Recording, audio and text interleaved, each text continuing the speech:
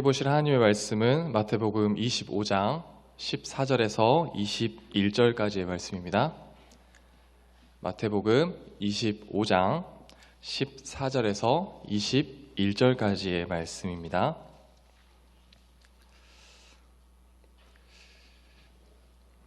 다 같이 한 목소리로 읽겠습니다. 또 어떤 사람이 타국에 갈 때에 그 종들을 불러 자기 소유를 맡김과 같으니 각각 그 재능대로 한 사람에게는 금 5달란트를, 한 사람에게는 2달란트를, 한 사람에게는 1달란트를 주고 떠났더니 5달란트 받은 자는 바로 가서 그것으로 장사하여 또 5달란트를 남기고 2달란트 받은 자도 그같이 하여 또 2달란트를 남겼으되 1달란트 받은 자는 가서 땅을 파고 주인의 돈을 감추어 두었더니 오랜 후에 그 종들의 주인이 돌아와 그들과 결산할세 5달란트 받았던 자는 5달란트를 더 가지고 와서 이르되 주인이여 내게 5달란트를 주셨는데 보소서 내가 또 5달란트를 남겼나이다. 그 주인이 이르되 잘하였도다 착하고 충성된 종아 내가 적은 일에 충성하였음에 내가 많은 것을 내게 맡기리니 내 주인의 즐거움에 참여할지어다 하고 아멘. 우리 시간 전후좌우 옆에 계신 성도님들과 이렇게 인사하겠습니다. 주님 이 자리에 계십니다.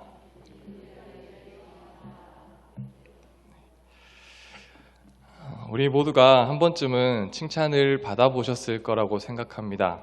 칭찬이라는 게 윗사람이 아랫사람에 대한 긍정의 평가와 격려 또한 잘했다고 해주는 것이 칭찬이죠. 아마 대부분의 성도님들은 칭찬을 하는 위치에 계실 것 같습니다. 칭찬을 받는 것보다 칭찬을 하는 위치에 계신 성도님들이 아마 대부분이실 것 같습니다.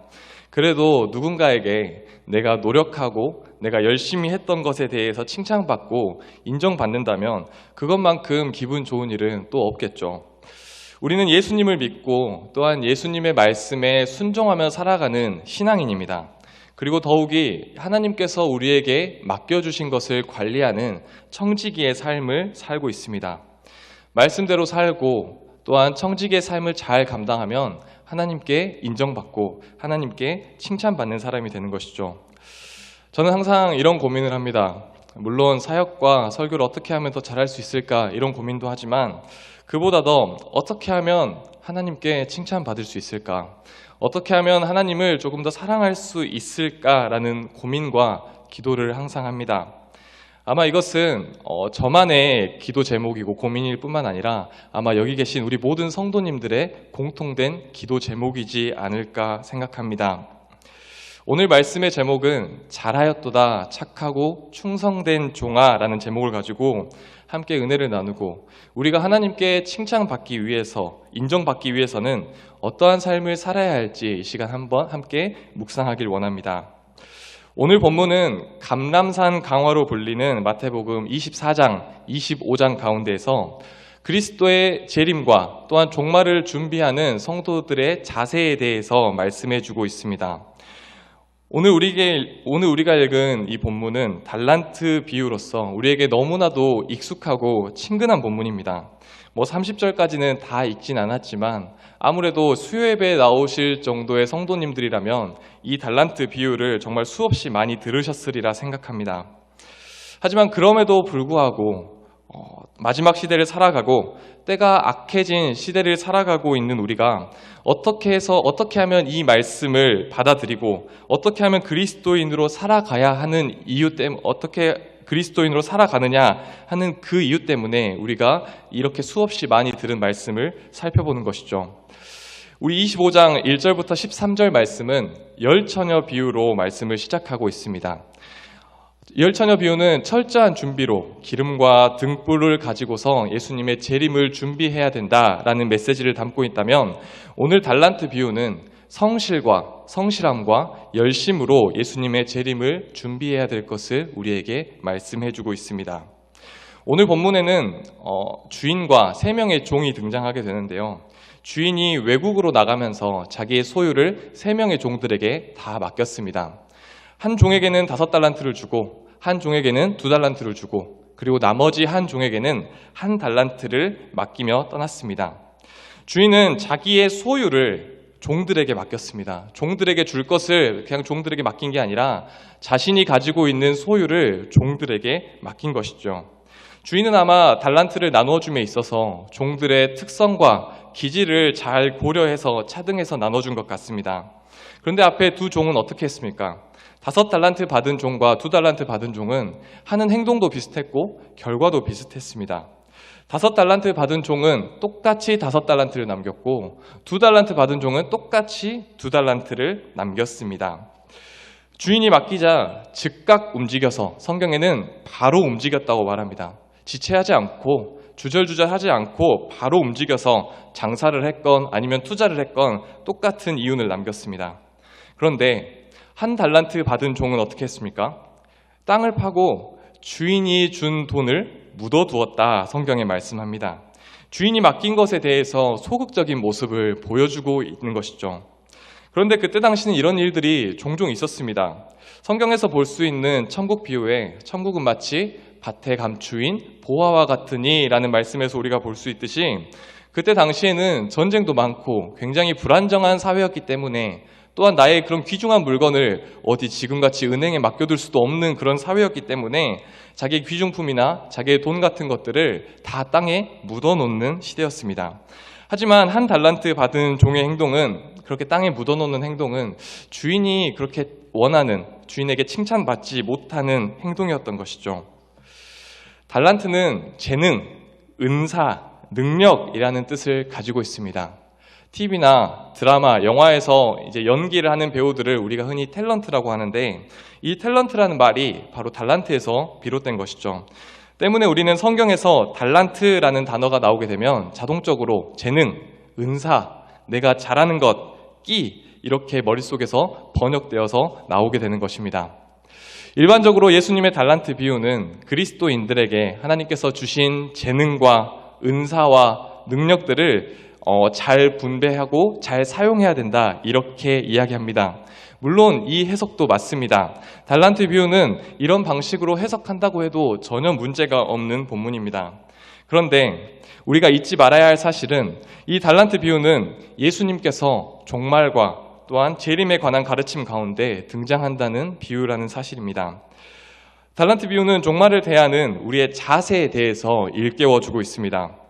어떻게 3명의 종들에게 각각 차등하여서 다르게 사업 자금을 나눠줬을까요? 재능대로 나눠줬습니다. 다시 말해서 개인의 능력에 따라 각 사람에게 맞추어 주었다는 것입니다. 더 큰 능력 있는 사람에게는 더 많이 주고 그렇지 못한 사람에게는 조금 적게 주고 이렇게 차등을 줘서 맡겼습니다. 이 세상 모든 사람들이 다 똑같지 않습니다. 다 다릅니다. 능력이 다르고 힘이 다르고 지식이 다르고 재능이 다 다릅니다.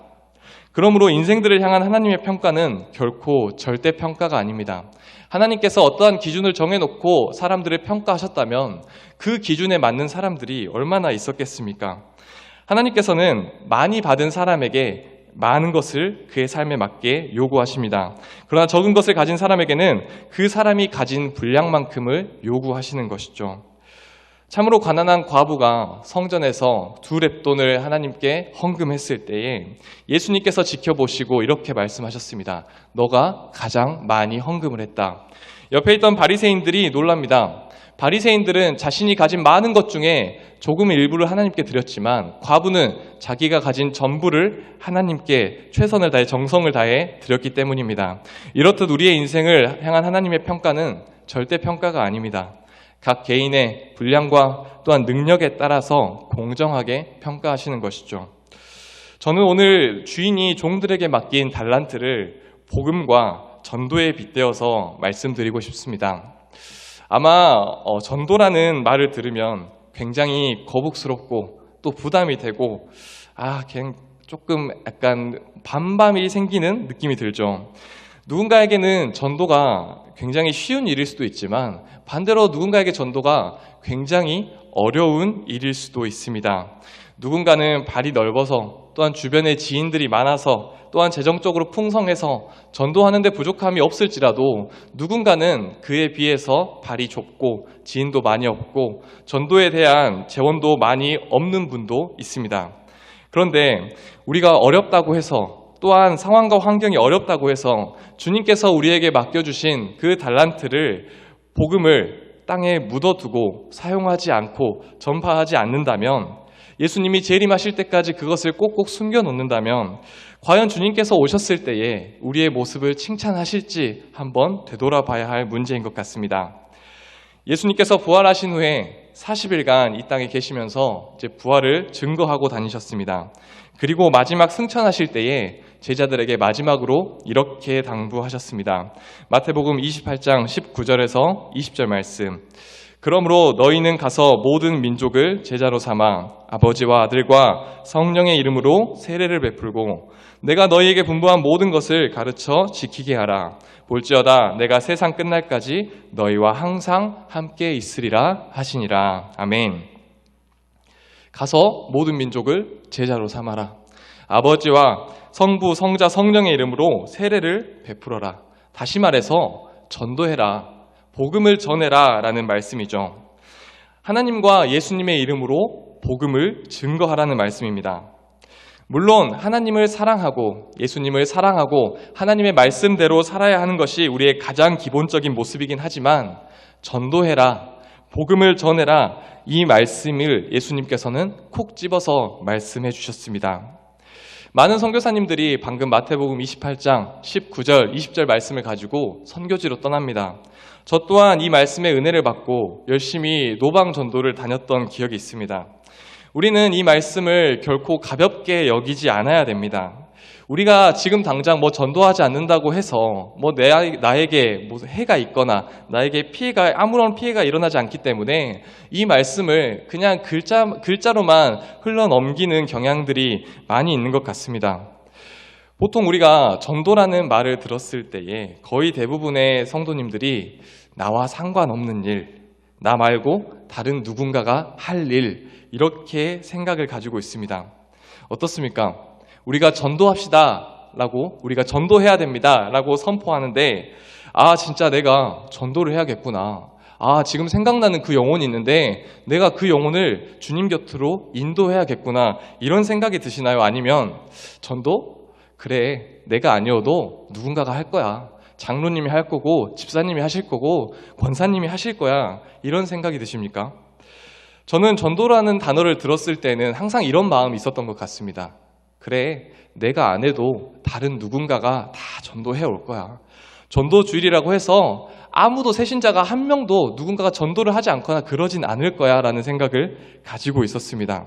전도주일 때는 항상 누군가 한 영혼을 데려와야겠다, 이런 마음이 아니라 전도주일만 되면 그래, 교회에서 맛있는 거 먹는 날이구나, 이렇게 생각했던 경향이 너무나도 강했습니다. 그냥 내가 하지 않아도 남들이 다 해오기 때문에, 그냥 내가 전도하지 않아도 남들이 다 알아서 믿지 않은 사람들을 주님께로 인도해 오기 때문에 굳이 나까지 전도를 해야 될까? 이런 마음들이 강하게 있었습니다. 그냥 내 시간과 내 에너지와 내 돈을 그냥 다른 사람 누군가에게 쏟는 것보다 그냥 그것으로 내 신앙 관리하고 하나님 말씀 보고 기도해야겠다, 이런 마음들이 너무 강하게 있었다는 것이죠. 그런데 예수님께서 우리에게 전도하라라고 말씀하신 것은 그렇게 가볍게 여겨도 되는 말씀이 아니었습니다. 사람이 죽기 전에 마지막으로 하는 말을 유언이라고 합니다. 그 유언으로 인해서 정말로 답이 없던 사람이 열심히 살려고 노력을 하게 되고, 사람이 잘못된 길을 가다가 다시금 돌이키게 되는 것이죠. 예수님께서는 비록 승천하셨지만 그래도 이 땅에서 마지막으로 남기신 말씀이 바로 전도하라였습니다. 마태복음 28장 19절 20절 말씀은 예수님의 지상명령이라고도 합니다. 지상명령은 가장 큰 명령, 가장 최고의 명령, 가장 센 명령, 가장 지엄하신 명령이 바로 지상명령이죠. 다시 말해서 전도하라라는 예수님의 말씀이 이 땅에서 마지막 말씀이었는데 제자들에게 너희들 전도해야 된다, 너희들 전도하면 어떻겠니? 이렇게 당부하고 부탁하고 요청하신 것이 아니라 너희는 전도를 해야 된다, 이렇게 강력하게 명령하고 계시는 것이죠. 사랑하는 성도님들, 우리는 이 명령의 말씀을 얼마나 준행하고 이행하고 있습니까? 전도와 복음 전파의 사명을 생각할 때에 우리는 얼만큼 이 말씀에 무게를 두고 실천하려고 노력하고 있습니까? 코로나로 인해서 전도의 문이 막히고 또한 전도의 길이 없어져 버렸습니다. 그리고 갈수록 교회에 대한 인식과 교회에 대한 시선이 안 좋아지고 있습니다. 제가 세상에 나아가서 제가 교회를 다닙니다. 제가 신학생입니다. 이렇게 말하면 가장 많이 듣는 이야기가 교회는 다 사기꾼 아니냐, 목회자는 다 사기꾼 아니냐, 이처럼 교회와 목회자와 성도에 대한 불신이 정말로 너무나도 커져버렸습니다. 하지만 그럼에도 불구하고 세상이 악해져 가고 또한 어두워져 가고 교회에 대한 시선과 교회에 대한 인식이 안 좋아질지라도 우리는 예수님의 지상 명령을 준행하는 데에 최선을 다하는 성도님들이 되어야 합니다. 저는 오해 없이 들으셨으면 좋겠습니다. 저는 이제 다른 이단들을 볼 때, 다른 이단들이 전도하는 것을 볼 때 굉장히 화가 나기도 하지만 한편으로는 정말 대단하다라는 생각을 합니다. 그들은 이것저것 재고 말고 따질 것이 없습니다. 구원받은 백성 14만 4천 명을 만든다는 그 목표 하나로 비가 오나 눈이 오나 항상 전도하고 다닙니다. 가짜를 믿는 사람들도 그렇게 열심히 전도하는데 진짜 복음을 믿는, 진리를 믿는 우리들은 얼마나 열심히 전도에 힘을 쓰고 있는지 한번 되돌아봐야 할 문제인 것 같습니다. 사랑하는 성도님들, 우리가 10월 30일 VIP 전도 전도 축제 3년 만에 다시 하는 것이라고 들었습니다. 어떻게 보면 2022년 올해 가장 큰 행사입니다. 유초등부와 중고등부도 10월에 전도 주의를 정하여서 아마 이 10월 달은 우리 교회 전체적으로 전도에 힘쓰는 달이 될 것 같습니다. 전도하지 않는 교회는 화석처럼 굳어버립니다. 또한 전도와 복음 전파에 노력하지 않는 성도들은 예수님과 나와 아무런 상관이 없습니다 라고 보여주는 성도일지도 모르겠습니다. 우리는 복음 전파의 사명자로 부르심을 받았습니다. 데살로니가전서 2장 4절 말씀을 보면 오직 하나님께 옳게 여기심을 입어 복음을 위탁받았으니 우리가 이와 같이 말함은 사람을 기쁘게 하려 함이 아니오 오직 우리의 마음을 감찰하시는 하나님을 기쁘게 하려 함이라. 아멘. 하나님께서는 우리에게 복음을 맡겨주셨습니다. 우리는 하나님의 복음을 맡은 청지기입니다. 청지기는 주인의 것을 주인의 뜻대로 관리하는 관리인입니다. 하나님께서 우리에게 복음을 맡기셨고 또한 하나님의 뜻이 복음을 증거하고 전파하는 것이 하나님의 뜻이기 때문에 우리는 맡은 복음을 증거하는 사명을 가지고 있는 것이죠. 이러한 복음 전파의 모습이 하나님을 기쁘시게 하는 모습이다라고 성경은 말씀하고 있습니다. 그렇다면 전도는 우리의 힘으로 할 수 있을까요? 신약 성경의 사도행전은 성경에서 가장 큰 부흥의 역사를 기록해 놓은 책입니다. 사도들이 복음을 전하면서 많은 부흥이 이루어가는 것을 기록된 책인데 중요한 것은 사도들 개인이 전도한 것이 아닙니다. 그 부흥이 사도들 때문에 일어난 것이 아니라 전도할 때마다 하나님의 말씀을 전할 때마다 성령님께서 함께하여 주셨기 때문에 성령님께서 임재하여 주셨기 때문에 그렇게 큰 부흥의 역사를 이룩할 수 있었던 것이죠. 성령님께서 전도하시고 역사하셨다라는 의미에서 사도행전을 성령행전이라고도 합니다. 우리는 우리의 힘으로 전도를 하는 것이 아니라 성령님께서 주시는 힘으로, 성령님께서 주시는 마음으로, 성령님께서 주시는 능력으로 전도해야 될 줄로 믿습니다. 우리의 힘으로 전도하면요, 금방 지치고, 금방 실망하고, 금방 상처받기 쉽습니다. 하지만 성령님께서 능력을 주시고 성령님께서 힘 주시고 감동을 주신다면 우리가 작정하고 기도하고 있는 영혼들을 끝까지 포기하지 않고 주님의 길로 인도할 수 있을 줄로 믿습니다. 바라기는 우리 모두가 전도에 소극적이지 않길 소망합니다. 날마다 우리에게 힘 주시는 성령님과 함께함으로써 듣든지 아니 듣든지 우리가 예수님을 전하고 복음을 증거하는 우리 모든 성도님들 되시길 소망합니다. 전도는 하나님을 기쁘시게 하는 일입니다. 우리에게 맡겨주신 복음을 전파하여서 하나님께 칭찬받는 우리 모든 성도님들 되시길 간절히 소망합니다. 말씀을 마치겠습니다. 오늘은 예수님의 달란트 비유에 대해서 함께 말씀을 살펴보았습니다. 이 달란트는 재능이 될 수도 있고 은사가 될 수도 있고 능력이 될 수도 있고 우리가 잘하는 것, 장점이 될 수도 있지만 복음 전파의 사명이기도 합니다. 예수님 주인이 두 종에게 달란트를 맡겼을 때에 그 달란트의 양은 달랐지만 예수님의 평가는 똑같았습니다. 예수님께서 5달란트 받은 종과 2달란트 받은 종의 결과를 보시고 똑같이 칭찬하셨습니다. 하나님의 자녀들을 향한 하나님의 채점 기준은 이처럼 얼마나, 양이 아니라 어떻게입니다. 얼마나 너가 이 세상에서 열매를 맺었냐, 이것이 아니라 너가 맡겨준 것에 대해서 어떻게 잘 활용하고 어떻게 잘 사용하였느냐, 이것이 바로 하나님께서 우리를 평가하시는 기준이라는 것이죠. 하나님께서 우리에게 맡기신 재능과 달란트, 복음을 어떻게 잘 활용했는가, 이것이 바로 하나님의 최대의 관심사고 최대의 평가 기준일 것입니다. 전도를 몇 명 했는지가 중요하지 않습니다. 다만 전도를 위해서 우리가 얼마나 헌신하고 얼마나 기도하고 얼마나 열심을 했냐에 하나님께서 보신다는 것이죠. 우리는 각자의 상황과 환경과 여건에 맞게 전도해야 합니다. 설령 우리가 전도를 한 명도 못한다고 할지라도 하나님께서는 그 과정을 보십니다. 받은 달란트로 아무것도 해보지 못하고 땅에 묻어두었던 종이 예수님께 질타를 받고 벌을 받은 것처럼 우리가 할 수 없는 환경이라고 해서 아무것도 하지 않고 그냥 손 놓고 있는다면 그것은 주님을 기쁘시게 하는 신앙생활의 모습이 아닙니다.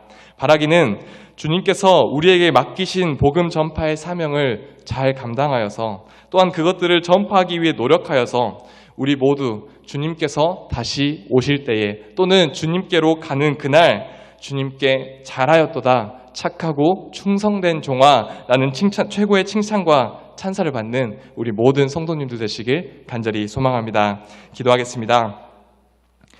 사랑의 하나님, 감사합니다. 우리에게 맡기신 복음 전파의 사명을 우리가 잘 감당하며 나아갈 수 있도록 인도하여 주시옵소서. 전도의 문이 막히고 전도의 길이 없어질지라도 우리가 주님의 이름을 증거하는 데에 또한 복음을 전파하는 데에 낙심하지 않을 수 있도록 인도하여 주시옵소서.